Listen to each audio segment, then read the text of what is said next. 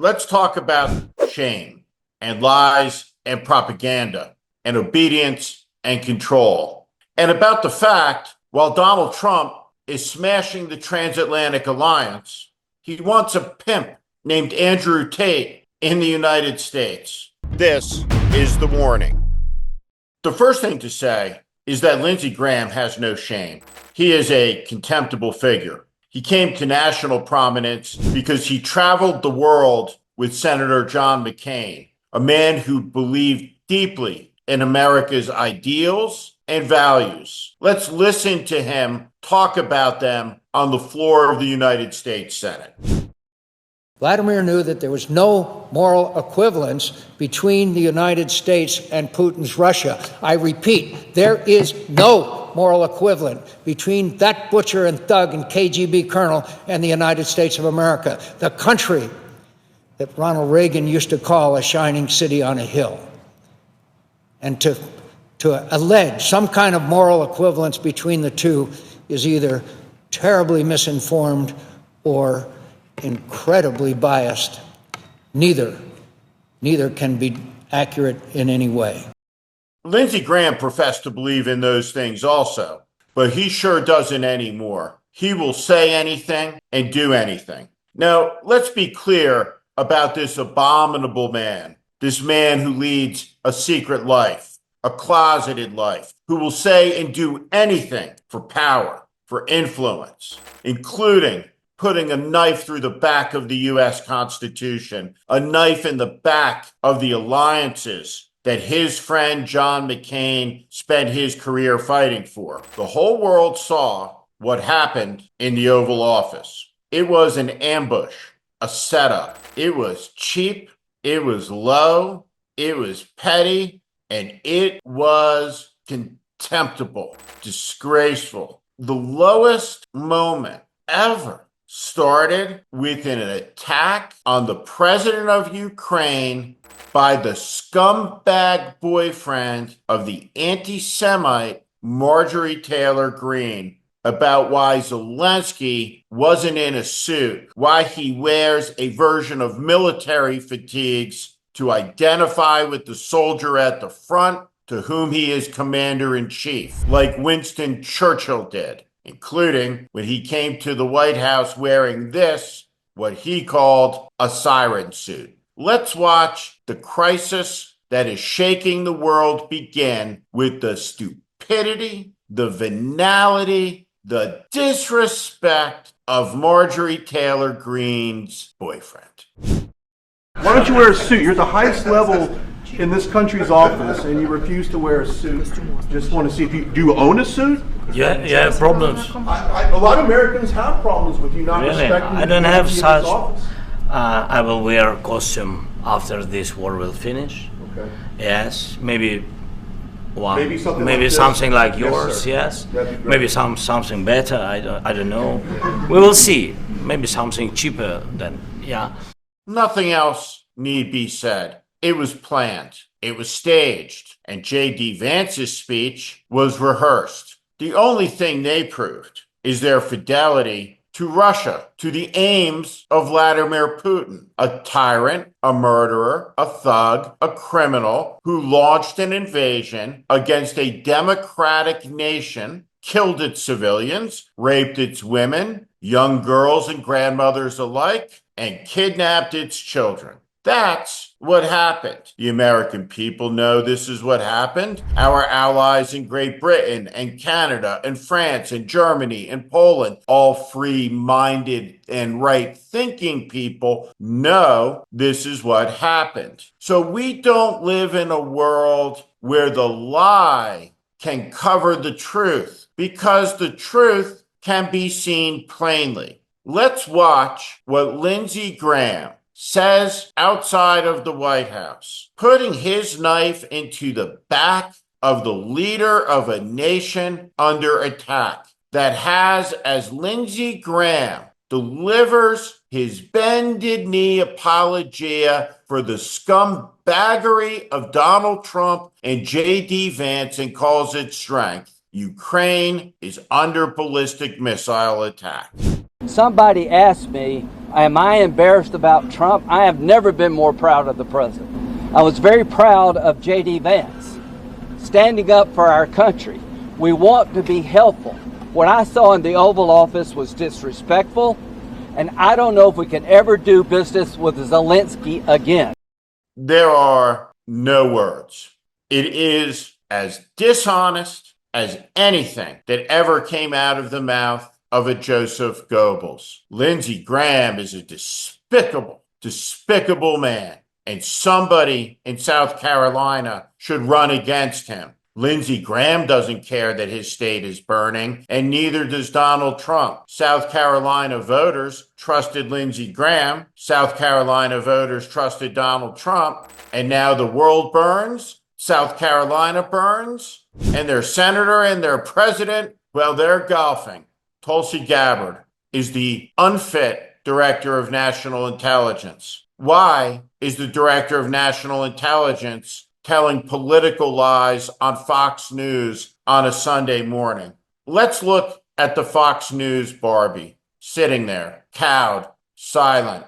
What happened in the White House after close to an hour of conversation when President Zelenskyy directly challenged President Trump and Vice President Vance in front of the media and the American people. He really showed his lack of interest in any real good faith negotiations. I can tell you there were a lot of conversations that were happening through different emissaries, both for Zelenskyy and for President Trump, leading up to his visit there to the Oval Office. And President Zelensky's immediate escalation there was frankly quite a surprise.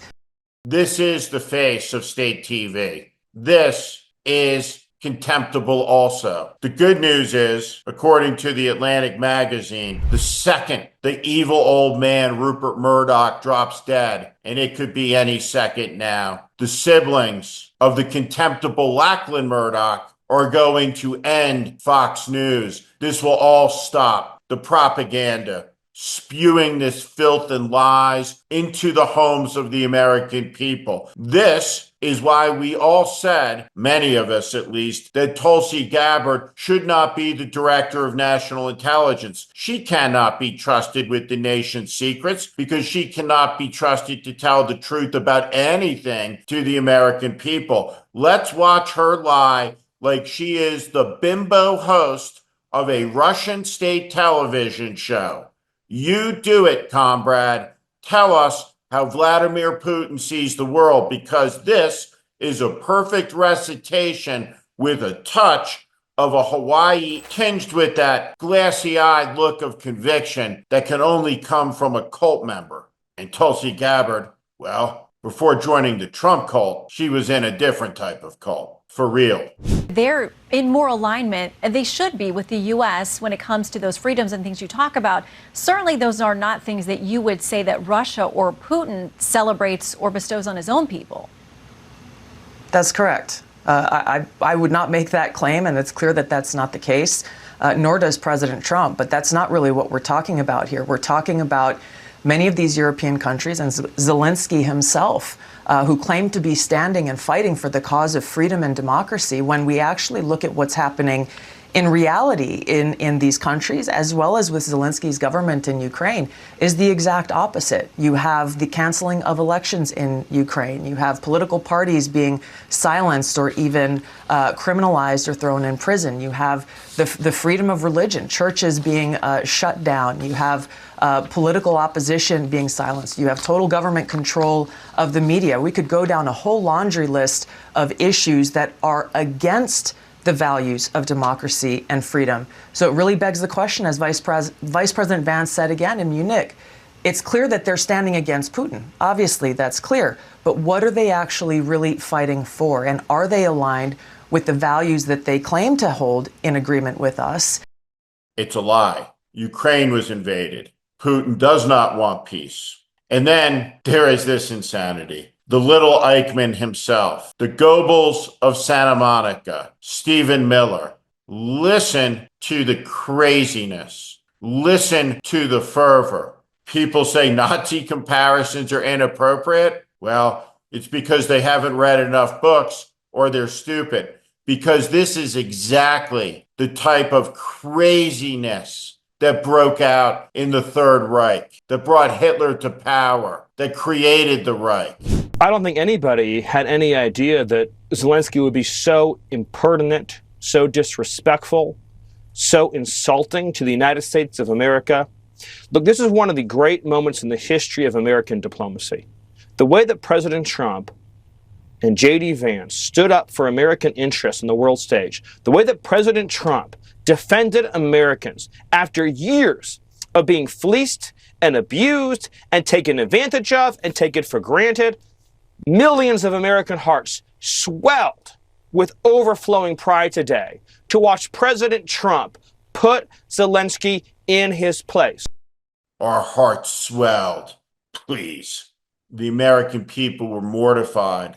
The American people were embarrassed. And while ballistic missiles fell, Andrew Tate, the pimp, flew into Florida on a private jet at the invitation of the President of the United States, our gangster in chief. But the American people were not having it. And so Lucy Welch, the snow reporter, began the revolt this weekend in Sugar Bush, Vermont, when she triggered the protests that chased J.D. Vance off of the ski hill. No, J.D., you can't go skiing a day after you torch the Atlantic Alliance, do Putin's bidding in the Oval Office, desecrate that place, sunder the American people, and betray your oath for an evil cause. I think what the American people were trying to say is go f yourself. All over the country, the protests are rising. In front of Tesla dealerships, the American flag inverted off of El Capitan. Everywhere, the American people are rising up against this. Everywhere, the American people say no.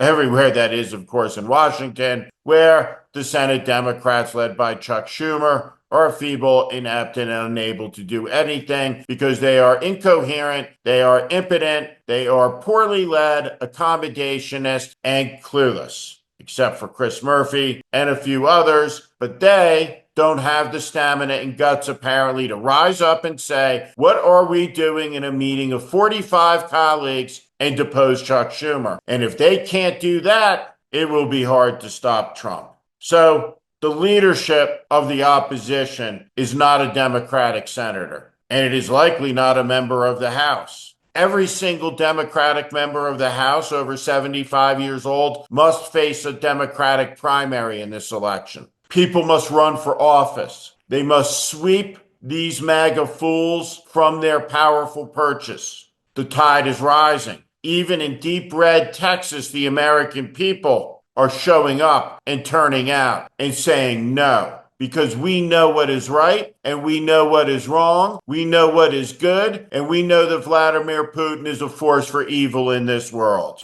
What happened in the Oval Office was a moment of national disgrace. It was an abomination. What happened was an act of contempt directed against freedom, liberty, courage, and sacrifice by three men and a planted accomplice. Those three men were a criminal, Donald Trump, who said he and Vladimir Putin had been through a lot together. I suppose that outweighs by any measure what the United States has gone through with Britain and France and Germany and all of the countries of Europe where our soldiers died for freedom, where they are buried forever. Unless Donald Trump sees good oceanside real estate at that cemetery overlooking Omaha Beach. Maybe we can dig them up, throw the bodies in the ocean, and do a deal. We are watching a sickness. Lindsey Graham is a sickness. Tulsi Gabbard is a sickness. Stephen Miller is a sickness. Andrew Tate is a sickness. Fascism is a sickness. It is a disease of the heart. It is a disease of the soul. And it can kill a nation. And Donald Trump is a fascist. And let there be no mistake about it. Let there be no hedging about it. What we are witnessing is an assault and a taking, an attempt to establish control over all things by shrinking the power and the ability to know what is happening, to see what is happening, because we are drowned in an ocean of lies. No, what I just showed you is Orwellian. It is an assertion by the president and his henchmen and women that war is peace, that weakness is strength, that tyranny is liberty, that the murderer is just and the murdered is guilty. A generation told us, never again. And look what we have done. This is The Warning. I'm Steve Schmidt. This is The Warning. And I invite you to subscribe on our Substack, on our YouTube channel. Follow us. Welcome to the community.